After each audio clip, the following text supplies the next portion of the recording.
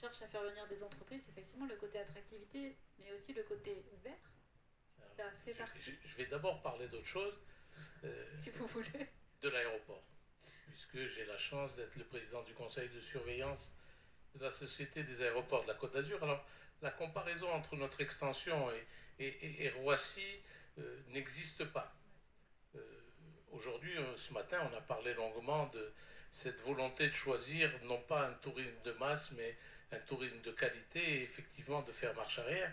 Il n'en reste pas moins vrai que l'extension qu'on imagine sur notre aéroport de Nice, dans le périmètre d'ailleurs de ce qu'est la concession aujourd'hui, c'est qu'on n'a pas l'intention de traiter nos passagers, qu'ils soient touristes ou business, comme du bétail. On a besoin d'espace, on se développe, on est soutenu globalement par toutes les structures politiques et par notre ministre des Transports.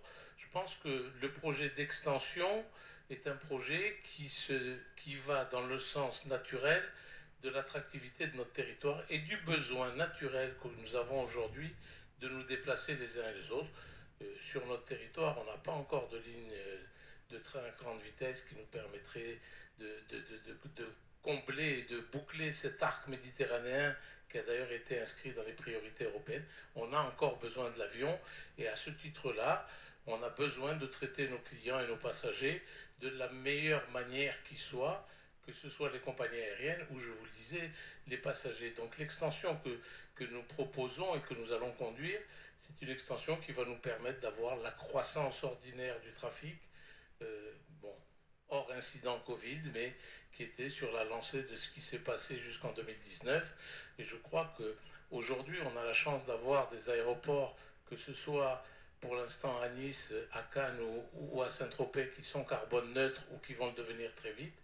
Maintenant, effectivement, il nous reste un travail important à faire sur les avions et sur les émissions des compagnies aériennes, mais il n'en reste pas moins vrai que, alors je vais faire un peu de pub, quand on a l'attractivité du territoire niçois et du territoire régional, il nous est difficile de lutter avec des endroits que personne ne veut aller voir. Alors, sur la partie innovation qui a été évoquée, je comprends ce que dit Corinne Bernardo. Euh, nos entreprises, on les accompagne à faire, en industrie en particulier, ce que font d'autres en agriculture. Alors en agriculture, c'est plus facile à comprendre ce qu'est un circuit court, mais en industrie, on y vient.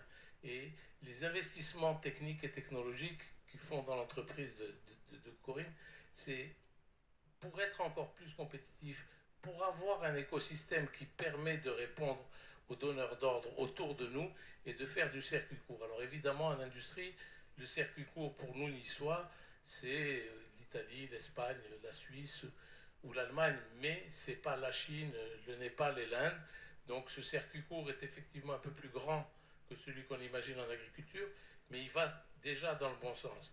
Alors se dire que d'ici 2030, on aura résolu tous les problèmes environnementaux, la réponse est non. Mais moi, j'aime pas le terme de renoncement parce que le terme de renoncement, ça a l'air de dire aux gens, à nos concitoyens, on va vous supprimer ou vous priver de quelque chose, peut-être auquel ils aspiraient. Je préfère qu'on leur demande à quoi ils aspirent et par défaut, on saura ce qu'on peut éventuellement supprimer.